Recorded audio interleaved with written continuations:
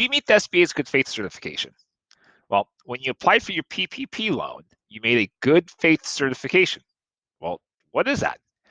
It's basically a statement that you made to your lender, the SBA, and the Department of Treasury that you were applying for the PPP as a result of the current economic uncertainty. Seems pretty innocuous, right? Well, it is until it's not. So the purpose of the good faith certification is kind of like swearing an oath to tell the truth, the whole truth, and nothing but the truth when you testify in court.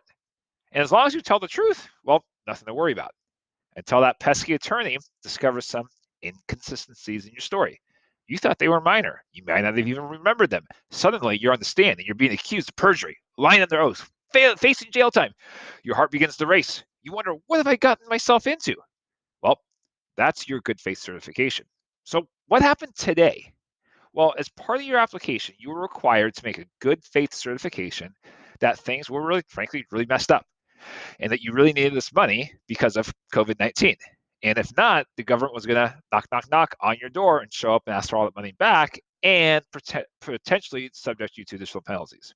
Well, it turns out a bunch of bigger companies with access to lots of other sources of capital and liquidity didn't quite tell the whole truth. So the Treasury released updated guidance today, basically giving the small guys some slack. The Treasury said that if you received a PPP loan for less than $2 million, you're basically presumed innocent unless proven guilty.